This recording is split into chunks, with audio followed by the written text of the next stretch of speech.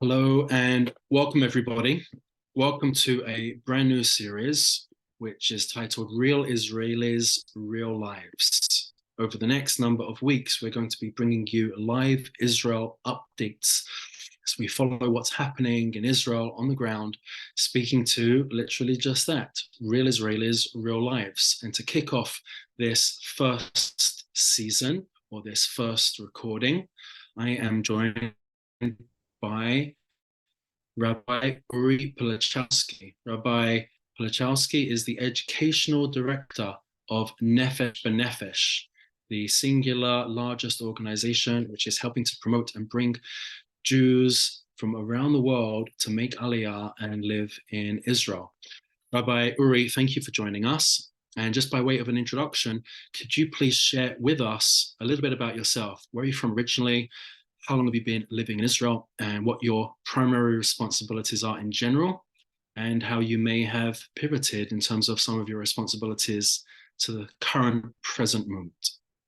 Okay, there's a lot of questions to keep in mind. So I grew up in a place called Fairlawn, New Jersey, and lived there until I was 18, and then came to Israel for 8 years, got married here, and began teaching here, and then went to be a rabbi in a synagogue in California, in Beverly Hills, California, where I was there for 8 years, and then I was a rabbi in Boca Raton, Florida, for 3 years, where I transitioned more into education than the rabbinate.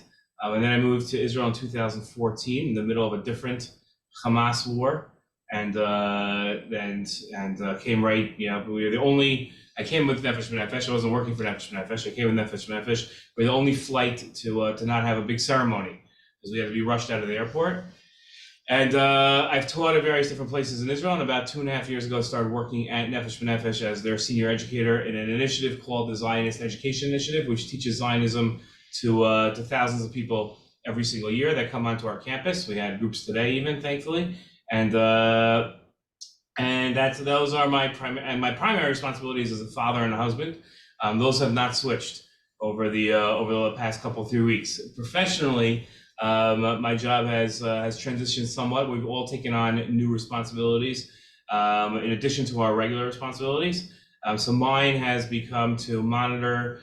I break down when I say it, so I'm sorry, but to monitor the funeral announcements for lone soldiers that are killed in action, and to ensure that there is attendance at their funerals, especially from our organization. So that's how some of my responsibilities have shifted, at least professionally, in the last couple of weeks. Wow, that's very heavy. That's very sad. Going back to what you just said a moment ago, that you're the educational director for Nefesh B'Nefesh. We know that Nefesh B'Nefesh is the organization that currently is responsible for helping to promote and assist in making Aliyah for Jewish people from around the world. Are people still coming to Israel? Are people making Aliyah? Has there been a shift over the last 3 weeks? Simchat Torah, are people now saying, I'm putting my plans on hold? Or just the opposite? Have you found that people are saying, now is the time to come? So we have both. We have obviously a lot of people who are planning on coming and are a little nervous if this is the best time to start off a new life. I don't think they're nervous about Israel, but companies aren't going to be hiring or interviewing now. So so that's so I think they've put that much on hold. So some people have done that, but last Thursday we had 20. I don't remember the exact numbers, 20 something people that made Aliyah, and I'll tell you the story of one family. We called all the people that were planning on making Aliyah this month and asked if they still wanted to come, or if we could help them, delay their flight and redo their flight and their plans. And one family asked if there was an earlier flight that they could take. Could they come even earlier? So that was very inspirational. That's amazing. That's amazing. Thank you. I want to turn our attention now to the matter at heart, which is the same question we're going to be asking everybody that I'm going to be speaking with in this capacity. Real Israelis, Real Lives, this new venture from Congregation Shaar Hashomayim in Montreal. Can you tell us what's happening with Real Israelis and Real Lives? What's the attitude on the ground? Gadol, generalization. We're speaking of a country who just published statistics that there's 9 million citizens of Israel now. So Is there a generalized attitude? Is there a mood? What are Israelis feeling? Share with us some of the emotions today in Israel. So it's interesting. Obviously, you talked about generalizing, but Israel is a very, very small country, right? You could drive the whole country in less than a day, much less than a day. But at the same time, there are different regions to the country, and the different regions, as anybody that's visited Israel knows, has a different feeling and a different spirit and a different flavor to it. Right? Walking down the streets of Jerusalem is a completely different experience than walking down the streets of Tel Aviv. And if you would walk down the streets of Sderot today, would feel completely different than walking down the streets of my town, Mitzpeh Yericho, which is northeast of Jerusalem on your way to the Dead Sea. So that might confuse some people because the Dead Sea is south of Jerusalem, but if you've ever looked at a map when you drive, you're actually driving north and then curving down south. So we're on the northern part of that turn. So we don't have rockets. We didn't have attacks that got through. So for us, it's a much different feeling. It's a feeling of achdut, of unity with the people. It's a feeling most of the men in our town are gone. They're on reserve duty. Mm-hmm. So families are struggling in terms of you've got a mother can take care of the kids for a certain amount of time, but then it gets really hard, especially if the mother's trying to go to work and has a full life. So which meant most of the women in our community are professionals. So it's a lot of juggling, it's a lot of balancing, and husbands are gone, and when they're gone, they're gone. They're not coming back. They're not coming back for they don't come back for at night for dinner. They're out in the field, and that's where they are.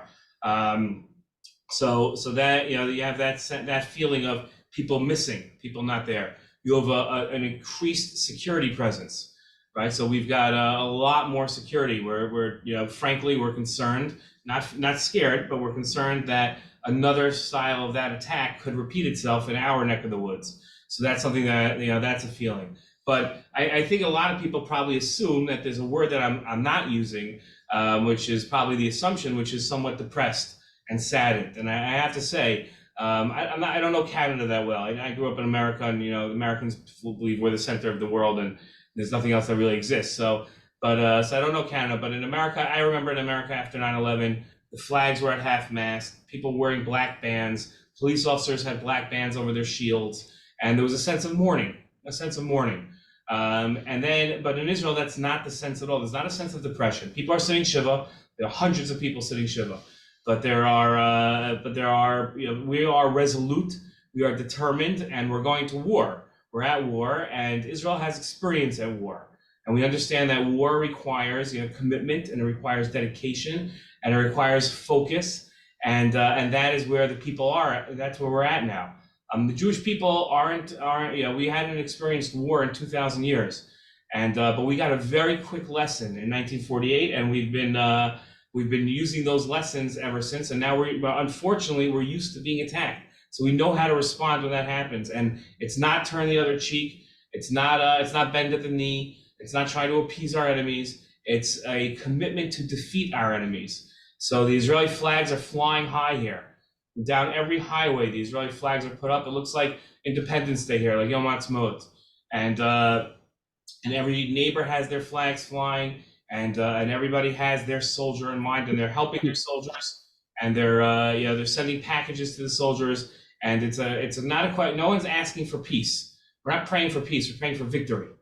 That's what we want. We want victory over our enemies. We want to make sure that we re-secure the homeland, and we want to bring the hostages back. That's where people's focus is on. That's incredible. For our participants who are joining us in the live viewing of this, if anyone has any questions for Rabbi Pilichowski, please use the question and answer button on your Zoom screens, and we'll try and get to some questions as well. If you had a message for the communities that are watching this video, what is the message of the hour right now? Coming out of Israel, what are Israelis looking for? What is the message that Israelis wish to portray? So I think the message to Diaspora Judaism is be with us. Be with us. And that means... What does that look like? So practically what that means is pray for us. We believe we are people of prayer. We are people that have a personal relationship with God. That means that we can talk to God in French, we can talk to God in English, we can talk to God in Hebrew, and any language we can talk to God. It doesn't mean just the words of the siddur. It means the words of the siddur, but it means that extra. So we need you to be with us by talking to God and showing God that we are one people and this is a matter of concern for us. That's first.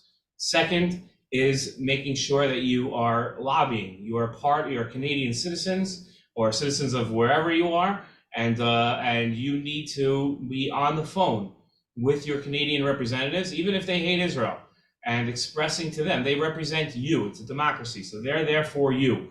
And being on the phone with them and expressing to them that Israel is important to you, and you need them to understand that, and that they're responsible to you for taking action and helping Israel, whether that means it's a speech on the floor of parliament, whether it means speaking to the majority leaders and to the prime minister, or speaking to the head of their party to make sure that this becomes a priority for your political leaders. And lastly, giving charity. We know that giving charity works. It doesn't mean that you have to start writing checks that are 10% of your net worth, but it means even a little bit. But every single day, there's a million websites of people collecting. They're all good organizations, I hope. They're all right, and find your one that speaks to you. It doesn't matter where you give, and it doesn't matter how much you give, but it matters that we're giving. Those are ways that you can show that you're with us. Excellent. Thank you. Thank you so much, Rav Uri. This is extremely valuable, extremely important. There are so many people who care and are concerned right now for our brothers and sisters in Israel. One question that is coming in, how important is the PR work being done to convince the world that Israel is justified in its work towards eradicating terror? How important is the PR work that's being done? So I think we have to separate between PR work being done to convince world leaders and the PR work being done on places like social media. I think social media is, and I'm on social media way too much. And I think I posted 8 times today.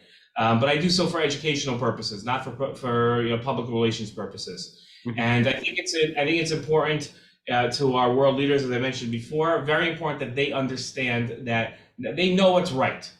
There's no question. They understand what's right. They understand what they would do if this happened to them and to their countries. There's no question, which is why every world leader is coming behind us and supporting us, except for those in Iran. But everybody else is supporting our efforts. But they need to know that their people are also behind it. So that's important for you to express that to them. But when it comes to social media, there are people that hate us. There are billions of people on social media. We're not going to convince them all. We're not going to convince the majority of them. And we don't need to, because they're unimportant in terms of influence that they have on the things that matter. The things that matter, they are unimportant. So it makes no sense to spend your time trying to debate these people. One thing, if you do want a tip, an easy win on social media to debate people, somebody that comes out with any statement against Israel, you very simply, in this time period, other time periods I have other answers, just ask them, do you support the attacks that Hamas did against Israel? Do you support the attacks that Hamas did against Israel? Ask that question. If they answer yes, then say, I'm sorry, I don't talk to people that support rape and beheading and kidnapping of innocent people, or even of guilty people. I don't support that, so this conversation's over. And if you say yes, then very simple. Please outline for me what you think is a proportionate and realistic response that the Israeli people should take against their enemies. Put it on them. You don't have to play defense. Never play defense in social media. Just turn it around on them and make them be the ones to have to defend their positions, not you defending your position. Thank you. Thank you so much. I want to finish just by reiterating what it was that you said earlier, and that is that the Jewish people, while there might be a sense of shivers and funerals, there is not a sense of somber sadness and depression, but rather a resolve and a strength of, let us now be able to defeat our enemies and to do what we must. Rabbi Uri Pilichowski, thank you so much for joining us here today. And to all of our listeners at Congregation Shaar Hashomayim and beyond, this is the Shaar Learning Center presenting a brand new series of Real Israelis, Real Life.